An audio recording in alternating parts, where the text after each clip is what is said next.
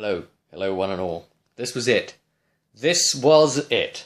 The final decider session of the Warlock of Firetop Mountain Fighting Fantasy by Ian Livingstone, Steve Jackson, Amelia and K'Stallo. As a duo, they've just finished off the dragon. They head through into the next cavern. They see an old man there in the room. He's playing with a deck of cards. And what does Amelia do while she announces her presence? And K'Stallo walks in with her. He's full reptile mode still. And the old man begins changing after a bit of banter between them. Amelia doesn't want to stand for much. She's just going straight for him. And then he starts trying to repulse her back. But K'Stallo's straight on it, you know. He's straight in the attack and he's kind of sharp. Now, Zagor's seeing this and he's weighing the situation up. Now, in his mind, he's looking at K'Stallo and thinking, what the hell is that? What the hell is that? Forget the fact that heroes have come to try and kill me. I mean, that happens. But what's that? That's a reptile, man. Like, literally. You know? I mean, that's really got to take the biscuit here. And when you consider who his father is and what his father does, you know, he serves his father. So he thought, okay, that thing there is the priority. Holy shit. Right, now, K'Stallo's got really low health at this point. And the guy, Zagor, comes out with this tempest sort of thing. Starts raining down and, you know, he puts this shield around himself. Amelia runs in, you know, uses her major action, Templar ability to purge all of his magic. So that goes down. But, you know, K'Stallo gets hit by it a bit. Amelia does these amazing resists, and the most damage she can ever then take from Tempest because of her armor talent is like 1 damage. So, you know, if it rolled a 6 because she's like resist over and over. So, that's amazing. Anyway, K'Stallo gets blasted back against the wall, and he decides, right, I'm going to try and protect Amelia because she's taking a whack of damage up front. You know, he's like the full lightning, vah, and teleport, and then lightning, vah, like that. But here's the thing: K'Stallo, since hitting level 10, his Priest of Yig Jade Serpent specialization thing, the thing he's carrying, gives him now a life ward ability. So the way I've done this, okay, is K'Stallo can do life ward up to 3 times a day, okay? So he has to roll a willpower faith test to get it to go off. So he's got to roll a 14. And the second one he does a day, he then has to roll a 17. And the third one he does a day, he has to roll 21. And if any of those fail, then they all lock down for the day. That's the way it was going to be. And of course the thing doesn't go off. Doesn't use mana. You know, he doesn't have mana. You know, he's not a mage. It's just that he's a priest and he's praying to his god. And that's how it's happening, right? This is a 3 times a day up to thing. Right. Okay, all very well and good. But he's in this place. And this place there is potentially a greater power than that of the Jade Serpent, even. I mean, unless you had Yeek here himself. Because this mountain feeds Zagor all of his power. So, I mean, it's been gifted to him by Damus as a wonderful thing. It's a wonderful gift to have, this mountain. You know, he doesn't have to cast his spells, he doesn't burn mana. It's great for him, okay? And anyway, K'Stallo decides, I'm going to try and life ward Amelia, because, you know, this is going to be, if the other fight's running to go by, so he casts his life ward thing, and he tries it, and he failed to roll it. He failed to roll the required number, even just the target number 14 number. But here's the problem. Okay, and there's sometimes, as a GM, you've got to fiat these things. You've got to wing. You've got to peer into the world as well, and you've got to see what the world tells you, and you've got to run with it. You've got to roll with it. And, sometimes the GM does know best on these things. And I looked into the world, and I looked at the dice rolled for K'Stallo, and it wasn't good. It wasn't a good situation, because he failed, which would normally be a spell cast for a mage, right? He failed this, and his dragon die was 1. So we went all through the process, and like you do with the miscast, and that sort of thing, and it came up with in the end, on the table, a mana burn result. But he hasn't got mana to burn, so it's life force, which is HP. Okay, so, boom, huge health loss, and he collapses.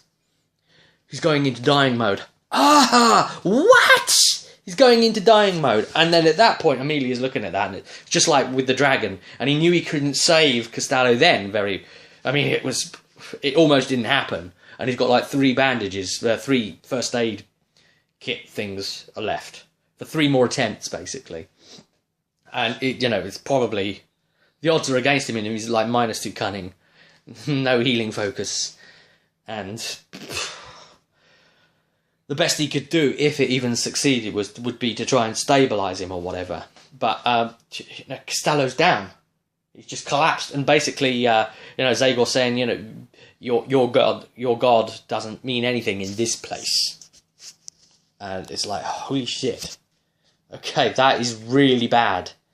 I mean, he's an unusual kind of character, and it is good to have, only one of those in the world. Only one. I think it gives your game integrity if you're not just, like, handing that sort of thing out left, right, and centre. It's nice to have a unique, isn't it? So he's down, he's dying. Amelia says, well, I've got to try and finish this guy, that's what I've got to try and do. So she runs in and she takes him on, and she starts going at him, and she's absorbing a good fair lot of damage, and starts smacking him in the face with her shield, and he's finding it very, very difficult to defeat her, and she's putting her guard up well, and so forth. Then what then happens is he makes the mistake of trying to use his talons, his claws, because she's doing so well hitting him, and he's with his magical shield on. He's an 18 defense, so he wants to reduce Amelia's chance to attack, because she stopped trying to debuff that shield off of him by getting a claw attack off. So it's just got to get in there and hit, sort of thing, and do some damage. And then Amelia will be -2 all the time she's in the mountain. -2 to hit. That would be perfect for him. And he tried and tried and tried, he sacrificed his own self, just left himself open just so that he can try and get this claw on her. And tried from all of these angles and positions, and try from here, try from over there, and Amelia's just block, and K'Stallo's dying over in the corner meanwhile, and I'm just looking at it and thinking, holy shit, Amelia, what are you doing? Oh my god. And it got to the point where Zagor, I had to think, well, right, what's Zagor going to do now? I don't want to decide it. I mean, if this was me, I'd say, right, lightning is penetrating the armour better. But what's Zagor thinking? So I actually rolled dice for him on a 50-50 split decision. And he kept coming up with still, no, talons. I've already wasted enough time trying to get the talons off. I've taken a load of damage trying to get the talons off. If I give up on it now, I've taken all that damage for nothing. Damn it, I want you debuffed. Then I can start life draining. It'll be fine. That's what he decided. And I just shook my head and said, oh my god, are you kidding? He couldn't get the talons off. He then realises that he's screwed against Amelia. I mean, it's a Templar, and she's going to shut him down. That she's such a very powerful type of Templar. So, the next decision is made. Right, okay. I may not be able to kill her. At least not now. So what I will do is spend a moment and implant a suggestion in her head. And we don't know what that suggestion is, but it was definitely a hypnotic attack of some sort. And he definitely momentarily took control of her mind, but just for a second. But it wasn't enough to take full control of her. It was just actually enough to implant something secretive there in her mind. But he then decided he was going to use the last of his strength and focus on K'Stallo. And K'Stallo's lying there in dying mode still. And he's got 4 rounds, but, to bleed out in. And Zagor's casting this spell on K'Stallo. And it's kind of like a pit, but it's like a grave transportation spell. So K'Stallo sinks into the ground. Sinks down into the ground. And teleports off to somewhere else. Where did he teleport? I'll tell you what Zagor's done. He's used, and it was a several rounds cast to try and do this, because it's such a very powerful spell, grave relocation sort of thing. He teleported it to his father, the dying K'Stallo, straight to Damus.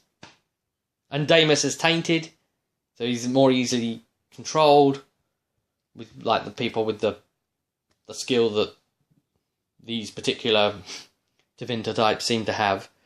And K'Stallo was gone. So K'Stallo is lost. K'Stallo is lost to the party. He's no longer a playable character. He has fallen. It would have been kinder if he'd died, but he probably hasn't, because he hadn't died just yet and he was sent to Damus. And if anyone can revive him and take this extraordinary being and do something terrible with him, yes, it would be Damus. And he now has him. And Damus is working on a monster project of his own. A project where the creatures are called the Havocs. You heard it here first. Which I may end up turning into a player character capable thing where the players get to explore being the Havocs. And it could be that K'Stallo could end up something to do with that program. But the Warlock went down. I mean, Amelia was getting low-ish on health, but it never looked close. Not like the dragon and the Apostle. It's just unbelievable. He couldn't hit her, and he couldn't do enough damage. And then by her basically having K'Stallo with her, he became such a wonderful distraction for Zagor. This is like, I must capture him at all costs. Because that's not even a thing that's supposed to exist. And that isn't even my father's works. I must capture that thing now. Even if it costs me my life. I will do this for father. And if anyone can bring me back, to thank me for it, it will be him.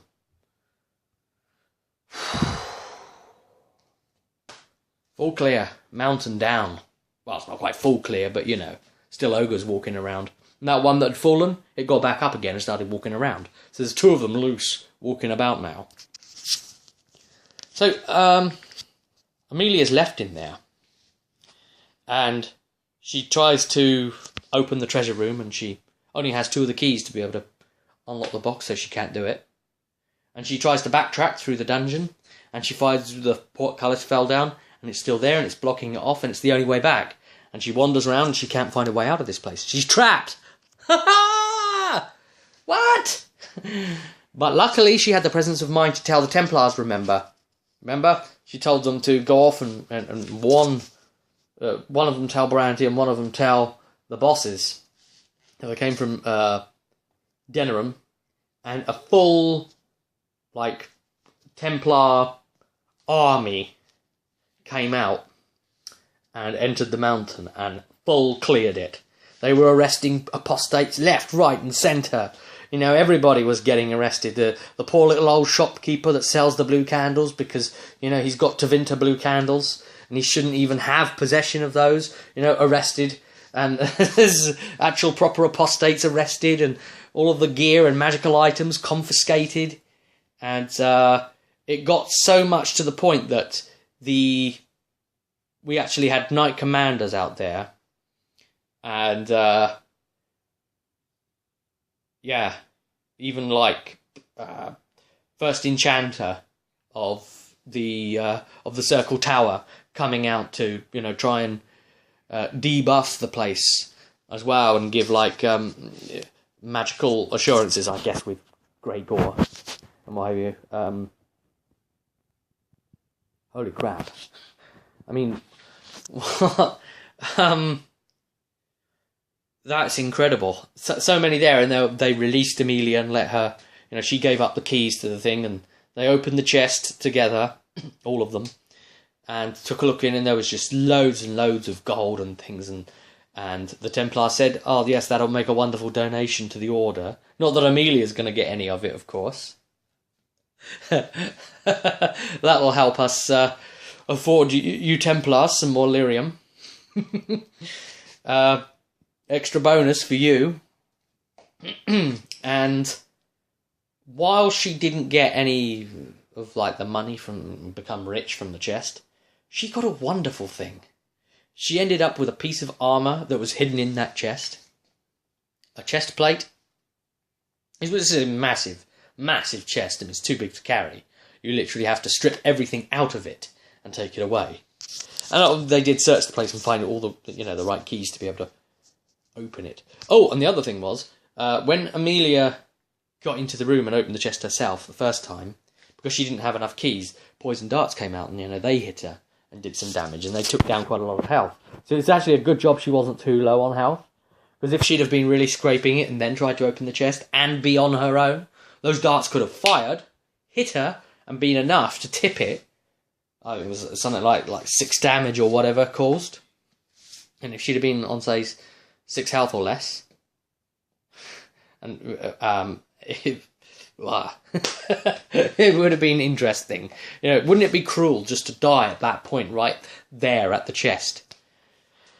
But yeah, she had enough health to accommodate that as well. And she ended up spending at least a good 3 weeks in the mountain, just living there, waiting for everything to get looted out and find out. But anyway, the item she got, it seems that a Knight Commander had been previously killed, because a Knight Commander's chest plate was in there. And even though all the Knight Commanders currently have their own armour, so who should it go to? So they didn't want Amelia to feel too bad about what she's done. So they gifted it to her as a reward. That's her reward. A chest plate of a Knight Commander. Holy crap. Right, and what did it have? Well, it gives an extra little boost in magical resistance. So because she's a Templar, she gets the 2, so it would give her another +1 in magical resistance. Craziness. So it's basically like, a Master Focus, effectively. And what else has it got? It's a little bit of a willpower bonus. And it's got 2 rune slots on it. Just ran a D3 roll on that. Rolled a 4. And it's got... it's plate armour. But instead of having, like, extra armour value or something like that, something like 11 or 12 armour, it doesn't have any of that. It just has got like a higher armour reduction value on it, armour penalty reduction on it than normal. So it's that way round instead. And yeah, Amelia likes that, so she can move fairly faster in it, even though it's this huge, robust bit of armour. It's going to have to be hammered into a new position a little bit, but effectively the enchantments that are on it are there and working in place, and she's just got to buy 2 runes for it now, which that's where all like the extra armor or defense and stuff could come from potentially, and those things are really powerful. They're really powerful, especially the armor runes even more than weapon ones, and I don't dare imagine what she's going to get put in them, but they're going to be mighty expensive. I mean, just to try and fill those is going to be well over 3 figures of gold. I can't imagine at this point what they should cost, because there's like 3 different levels of it, of course, as well. The novice, journeyman, and master levels of rune making. But Yeah, a spare Knight Commander armour, which kind of suggests one of these days, Amelia. One of these days. If we'd have had a position slot open, you might have been at least up for consideration. But you know, you haven't been a Templar long enough, so you probably wouldn't have got it. But we'll gift you this, because you have done this mountain, and finished it, and cleared it. And, you know, you've brought back this book of apostates, and magical spells, and secret diaries, and you've uncovered a den. It's such a good haul.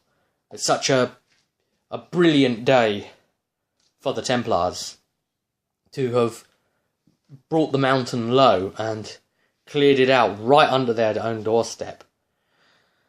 So that's where it stands. Lorry age. Lorry's 11. You know? World of Lorrycraft. Call it what you will. Call it what you shall. Lorry rolling the group. I'm in your dungeon, haxing your loot. I don't know what to call it. But that is Firetop Mountain complete. And what is my mind moving to next? Well, I'll tell you, actually. I'll share this information. And don't take this as a cert, okay? Don't go out and buy this book. You know, if you don't already have it, just in case. Okay, don't. I'm thinking about it, alright? This is what I'm thinking of next. Right, now, because of the nature of this, it's players, people against people. You can't really send a whole group in, because it loses that dynamic of the danger, but also, you know, other people are all trying to kill you and compete over the Trial of the Champions within Deathtrap Dungeon. And if I did it, I can see it being someplace in Tevinter, led by a Kalsharok dwarf, owned by a real sadistic, you know, lyrium selling dwarf who likes competitions being that bit more sadistic rather than the usual proving arena type of thing. And maybe something for Laurie to solo. Maybe with Amelia, maybe not. Maybe a chance to actually dig out her other character, Blitzel. You know, the Navaran bastard back from the tournament. Remember him? Blitzel? Yeah. And he's a Pentagast. Again, you know, a half-blood. So, that would be interesting, actually. Someone whose blood is a dragon killer going into a Tevinter dungeon. He'd be massively booed by the crowd, you know, who would say, you know, your blood is the slayer of dragons, boo, you know, we hope you die. And of course, Tevinter would love to put him in because it would put on a show. It's a spectacle for the people, isn't it? Someone that they love to hate. That's just as good as someone that they love to love, someone that's popular. You have to do that too to impress the people. And, you know, the only thing would be if he actually won, then the people probably wouldn't be happy. But it almost feels like you could see like an 80s movie, like something played by Arnold Schwarzenegger or something, some action movie, or Van Damme or something crazy, all released into this place and trying to survive the traps and kill each other and things. Something like Running Man or something like that. I'm almost getting, you know, it would be interesting. But it would be amazing if Amelia did it. But I don't know if she would be out that way to do it, whereas Blitzel, yeah, maybe. He's a kind of wandering spirit. He's entering the tournaments and things, trying to prove himself. And he slayed the Black Bear back in the tourney. And because he did that, he's got a lot of interest in having done that. We're also looking at a possible unique specialisation for the guy as well. And Laurie was talking about it being like a sort of dragoon, and they were inspired by the fighting fantasy thing and dragon riders and blah blah. Of course, you can't go that far. It's not that high a fantasy sort of game, but I imagined that there might be like a cavalry unit called dragoons, maybe within Navarra or something. But maybe if he was called something like a storm rider or something. So the principal idea being that if normally when there's a storm coming, a tornado, a twister, whatever you would call it, people will be running away from it, but then you get that one mad person running towards it. You know, a hunter of monsters, a hunter of colossi, something like that with specialization skills that accommodate that. And yeah, that could be interesting. Another sort of alternative to a mounted combat class that's not a chevalier kind of thing, really. Maybe something that can actually jump off and with its spear and pierce a beast and then use it as a launching platform to climb further up the beast. And we are getting really into Shadow of the Colossus here now, aren't we? Which is one of my favourite games ever. Oh my god, Shadow of the Colossus. If you actually haven't played Shadow of the Colossus, just fix that. Fix that. You must experience that. That's all I'm going to say about that. Right. So, it's been a hell of a ride, guys. And lots of stuff to come. But when it's going to be able to come, I don't know. I mean, trying to get all the group together enough so that someone's not going to miss out has been kind of tough. And just giving them enough of a little break. I mean, because we've had a hell of a lot of sessions. I mean, this is session 70 right now. And I don't want them all to burn out or me to burn out. And there's going to be a time when we move on to other things. And we've got other campaigns to try and play. And if the guys aren't even doing that, and I don't think that they've necessarily wanted to RPG quite so much at the moment. They've been doing other things, board gaming and just watching movies together. And you have to do a bit of that. You have to balance that up a bit as well, or you get stuck in a rut, and that's not good for you either. You bond in different ways and stuff with your group. It would be nice, actually, though, to also play with some other groups and get out there and experience a range of other personalities and see other GMs at work and see how they do things, and maybe even try GMing another group as well, see how that feels as well. Who knows what's on the horizon, hey, with all of that. But until next time, I'll see you at the table.